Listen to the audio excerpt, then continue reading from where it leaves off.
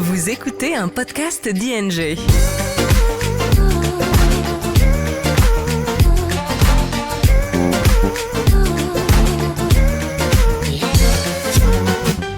Votre hôte, Philippe Ledan. Bonjour à toutes et à tous et bienvenue dans ce nouvel épisode d'EcoCheck. Aujourd'hui, nous allons parler de 2026, mais pas au niveau des perspectives, mais plutôt au niveau des risques. Alors je le sais, avec la nouvelle année qui s'annonce, chacun est à la recherche des bons investissements pour 2026. Mais aujourd'hui, sans trop se faire peur, concentrons-nous sur les risques, étant donné que la BCE, la Banque Centrale Européenne, vient de publier son rapport sur la stabilité financière qui donne son appréciation des risques potentiellement importants. Alors cela devrait également intéresser les investisseurs. Regardons cela de plus près.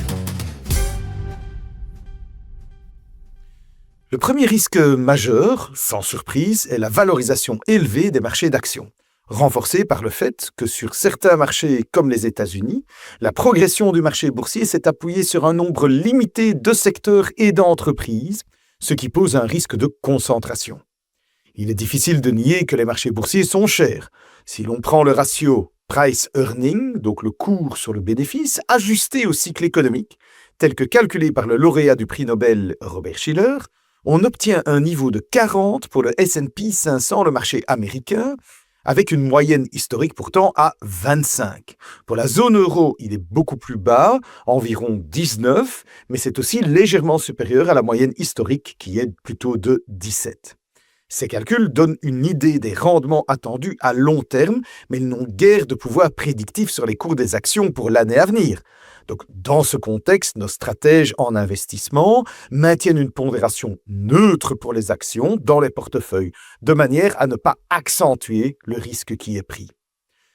L'enquête mensuelle de la Bank of America auprès des principaux gestionnaires de fonds d'investissement dans le monde indique par ailleurs que les liquidités ne représentent actuellement que 3,7% des portefeuilles. Or, chaque fois que les positions en liquidité sont tombées en dessous de 4% dans le passé, des prises de bénéfices ont eu lieu au cours des mois suivants. La conclusion de tout cela, c'est donc de la prudence, mais pas de la panique. Un deuxième risque souligné par la Banque Centrale Européenne, c'est le dérapage des finances publiques dans un certain nombre de pays. Nous connaissons tous cette situation en Belgique évidemment, et le gouvernement tente d'y remédier, mais cela ne s'avère pas si facile. En France, il n'y a pas grand-chose à voir au niveau des efforts budgétaires pour l'instant.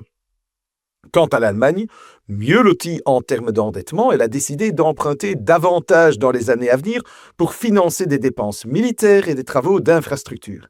Ainsi, plus d'obligations d'État arrivent sur le marché et doivent trouver un acheteur. Et ce, à un moment où la Banque Centrale Européenne elle-même réduit son portefeuille d'obligations d'État. Cela signifie que le secteur privé doit absorber ces obligations.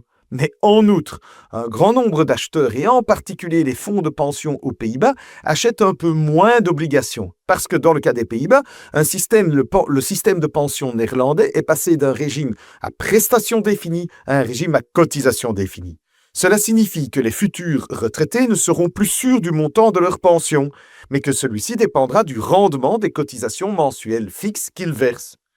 Dans le premier système, où les fonds de pension garantissent une pension mensuelle fixe, les fonds de pension investissent davantage dans des obligations d'État à très long terme, de manière à avoir un rendement fixe sûr. Elles savent ce qu'elles vont avoir, puisqu'elles savent ce qu'elles vont devoir payer.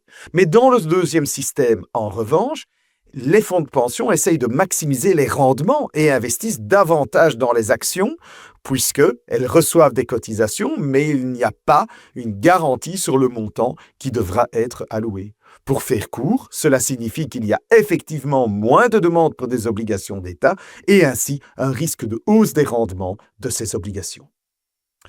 Nous ne nous attendons certainement pas à une situation similaire à la Grèce il y a 15 ans, soyons quand même clairs.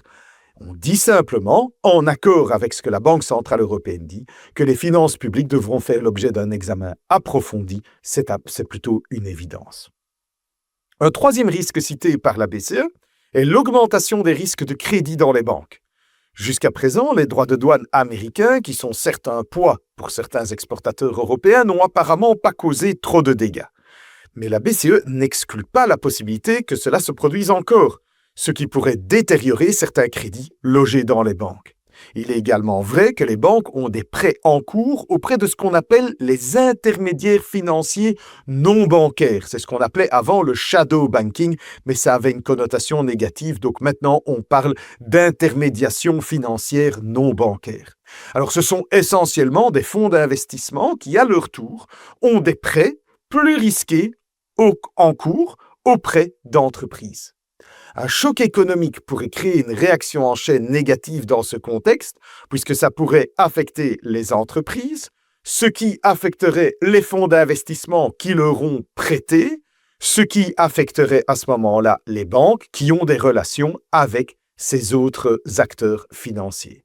La BCE affirme que les banques ont constitué des réserves suffisantes, donc encore une fois, pas de panique, ça réduit le risque systémique, mais ça pourrait peser sur la rentabilité des banques. Et c'est précisément un secteur qui a surperformé en Europe au cours des 2 dernières années sur le marché boursier. Alors certes, les banques offrent toujours des rendements et des dividendes attrayants.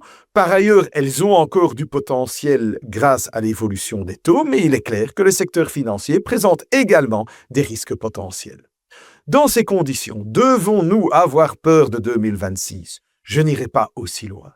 Mais certains secteurs et certaines entreprises sont clairement valorisés pour un avenir parfait. Et on sait bien que l'avenir n'est jamais parfait.